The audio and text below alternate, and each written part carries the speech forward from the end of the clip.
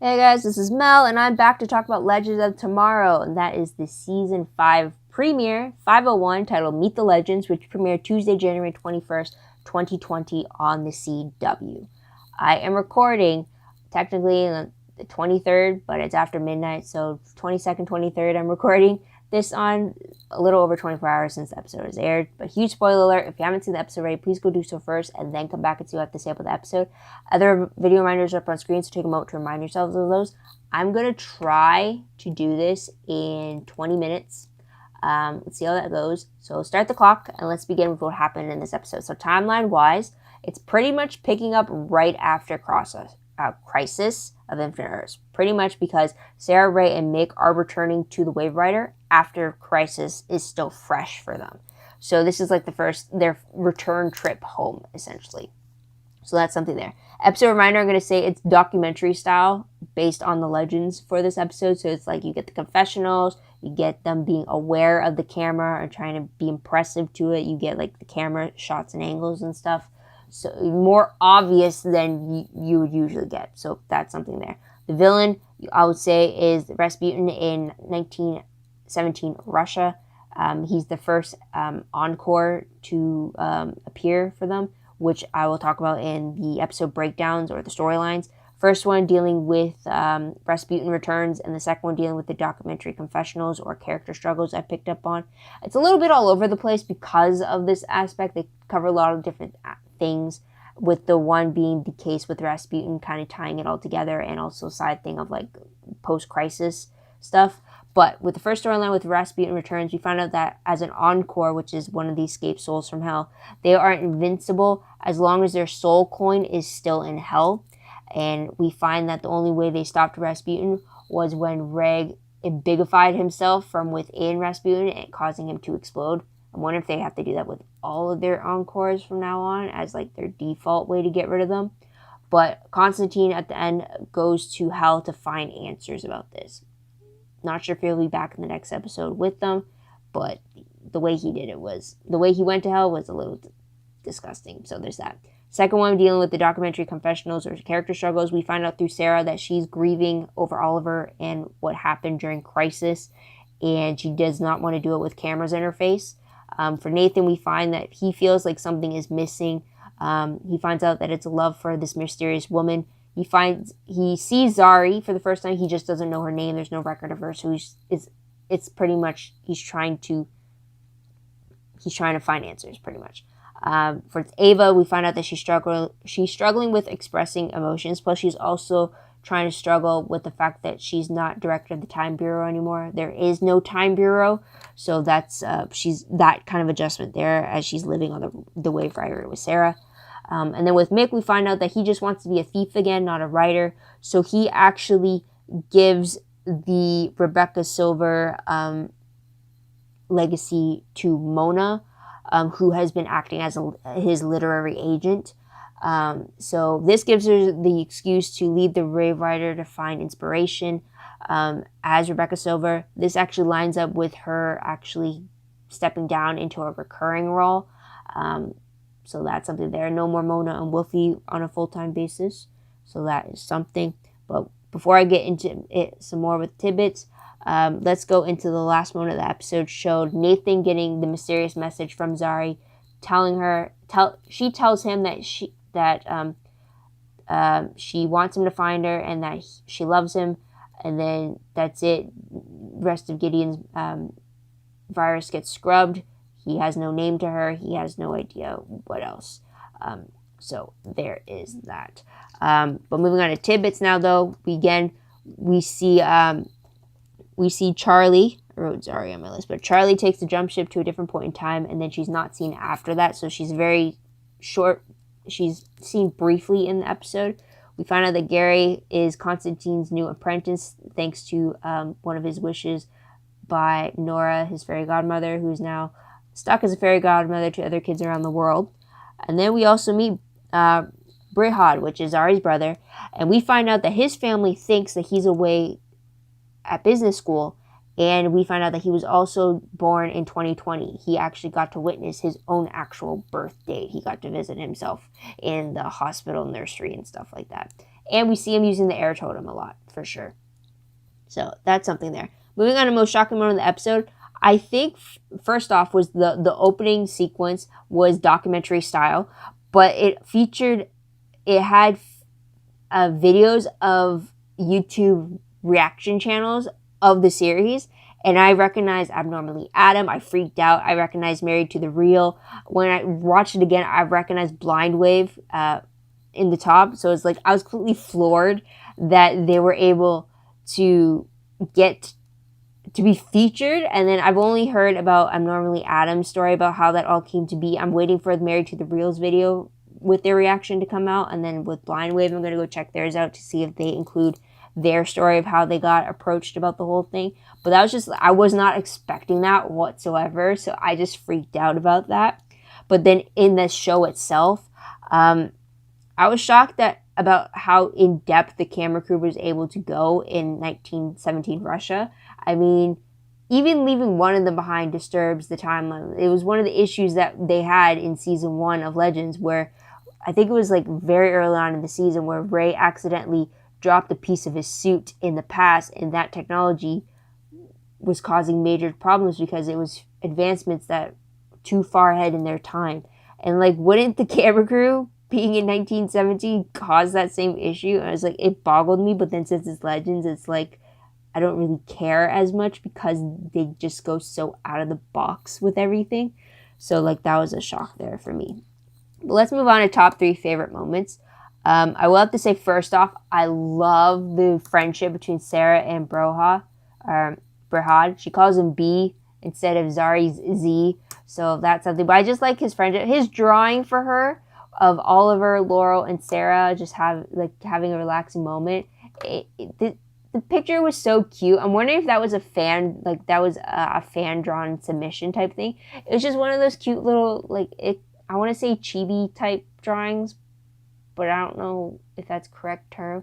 But it's not like a realistic, but it's more like a chubby cartoon type of a drawing. It was just so cute, and there was just like the sentiment behind it was just so sweet, and it was just being able, like, you can establish like they have a really like hardcore friendship here, and like so it's like I'm down with that for sure. But it was definitely a great first impression about Zari's brother for sure. Another favorite I did have was all the references to Crisis, whether it was actually like meta references, like, oh, the crossover didn't get invited to the crossover. Or it was like literally Sarah saying like Crisis happened, I was a Paragon, Oliver died, and it's like actually recalling events that happened in the Crisis. I really appreciate that because it's showing how much more of an impact it has. It's like it's also spreading awareness to the fact like this thing happened, this major thing happened. I can't just brush it aside. It's like the world has changed and none of you seem to realize it, or none of you can realize it, and I'm stuck with these alternate, like, I'm stuck with those memories. I don't have memories of this new world type of thing. Like, that's one issue the Paragons do have, is the fact that they are stuck with their memories, or their memories of the life before Crisis, but they don't have any of the memories that new post-Crisis created. While everyone else, all the other heroes, I don't know if Legends will be treated the same way, but all the other heroes that took part in the Crisis final battle, they had their post-Crisis memories, and then John Jones gave them back their pre-Crisis memories, or the events of Crisis kind of speed them up. So I'm wondering if Legends will get that opportunity as well, but none of the Paragons have that. So Sarah's just dealing with a lot that not everybody could understand because they don't have the same access of memories as they do. So I do appreciate just how much Crisis played a part in this episode. Another favorite I did have was just the documentary coverage of all the characters. It was some huge breaking of the fourth wall, but also provide a lot more insight into the character instead of just inferring with what they say and their actions, what it is they're trying to do. To actually have them talk about it gave a lot more of an understanding to them, which I did appreciate. And then the last favorite I did have was just Ava's apology to Sarah, and it was during their own fight scenes in Russia, and it was just like they're having this moment, and then like one of their enemies is coming in, and they just take a moment to like disengage and knock them out, and then they continue with their their apology. It's just, it felt so Ava-lance that it was like perfect. And then it's just so dumb, but also saying like they could kick ass and then still deal with their problems at the same time. Is like they can multitask. It was wonderful. So there's that. A peeve that I did have, a top 3 peeve that we were going into, which I really only have the one peeve, was the fact that the legends don't seem to have the memories restored from Crisis. So like they seem to be living in a post-Crisis timeline, so they have no idea.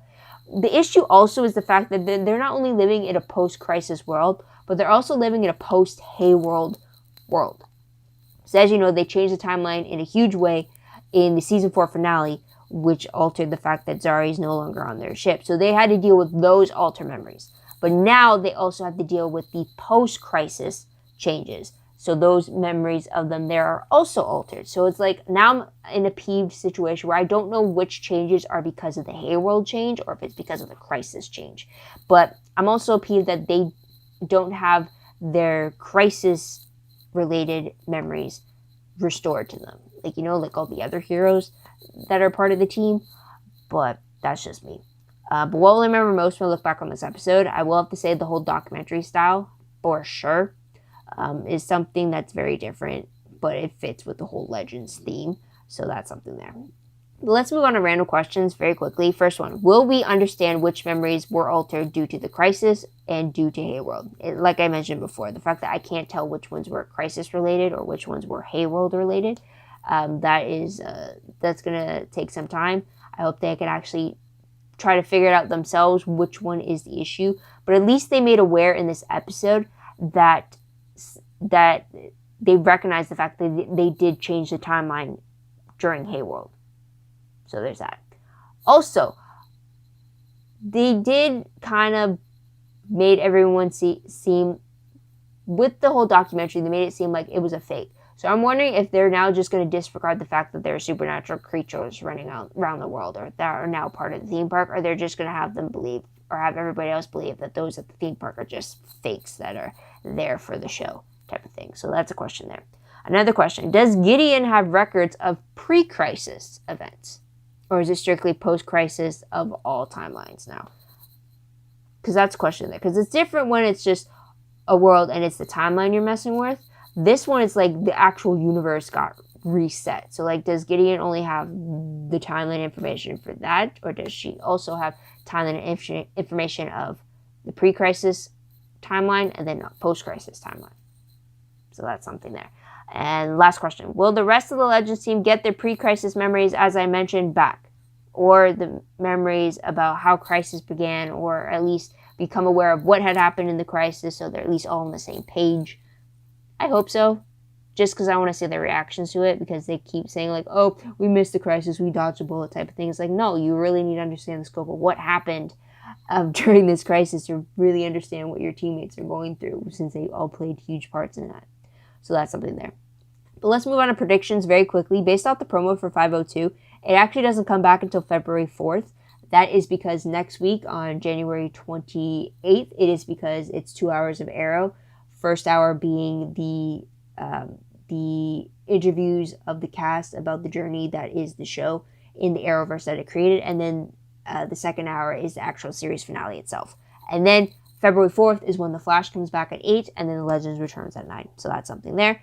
So the synopsis, though, and it's pretty much dealing with Hollywood. I didn't really go fully into the promo, but go check that out. But the synopsis, though, reads that when a new blip lands the Legends in 1947 Los Angeles, it puts them on the trail of Benjamin Bugsy Siegel, who seems to take pleasure in fraternizing with Hollywood elite. Sarah, Ray, and Constantine devise a plan to capture him, while Ava and Rory sit on the sidelines for the time being. They soon realize that they need to worry less about Bugsy and more about his girlfriend. Ava is, first off, that is telling me a lot more than I should. The fact that I had to follow up on the girlfriend, I would prefer not to have that in the synopsis, because that just gives a twist away right there. Anyways, Ava is struggling with being on the sidelines with Rory. Meanwhile, Nate accompanies Brehad to his dad's birthday, where Nate meets Brehad's sister Zari, who seems familiar to him. Also, Charlie and Astra also appear in this episode. So yeah. So aside from that one line that pretty much tells you all the different storylines that are going to take place, we're going to deal with the encore that is Bugsy. We're going to be dealing with Brehad going to 2044 to celebrate his dad's birthday, and then probably some side storyline having to do with the bad guy. So that's something there. But otherwise, guys, that is pretty much it. What did you guys think of the premiere? What did you guys like about it? What do you think will happen next? Let me know in the comments down below. Love to hear your own thoughts, theories, and opinions about all that good stuff. Also, don't forget to like this video, subscribe to my channel, and check out my other videos if you haven't done so already. If you want, check out my Tumblr page. The link for that is down below. I read blog promos, web clips, quotes, gifs, synopses, news, all that good stuff. All found in one place. Go check that out. I am behind. I am in school. If you haven't seen any of my other videos in the last few months, I'm back in school. I'm in term 2, currently in the middle of week 3. So I actually have 6 projects due in the next 2 days that I should really focus on right now. So there's that. It's an 18-month program. So I am in term 2 of 6. So it's a screenwriting program, so that's kind of where I'm trying to go with. Because of that, I'm not going to do a video for every Legends episode. I did it for the premiere because it is the premiere. I will still keep my notes, but so if an episode happens to be like a huge plot changer, I'll probably do a video. Or if my schedule in itself clears up, like during my reading week, I'll probably do a video, depending if things line up and there actually is a new episode that week or not. But just be on the lookout for that, just as a heads up why I'm not posting as often about the show as I used to. It's because of school, and then that needs to take priority. But otherwise, yeah, WordPress, I mentioned already, link down below. Everything connected to WordPress is, or anything I post online is connected through WordPress, a little more organized, a little more detailed, but still work in progress. Again, I'm still behind on that as well. Same reasons as well. But otherwise, guys, that is pretty much it. So thank you so much for tuning in. Thank you so much for your patience. I hope you come back to see what I have to say about Legends when I'm able to post, or if you just check out my other videos that can pertain to the Arrowverse, especially the crossover videos for Crisis. As of this recording, I still have to edit my part 4 and part 5 Crisis video. I did record that already. I recorded that over the weekend. So just be on the lookout for that. But otherwise, guys, thank you so much for tuning in. Thank you so much for your patience. Hope you come back, see what I have to say next time. But until then, this is Mel. Wish you all a great day, great week wherever you are. I really should get to bed. Bye, guys.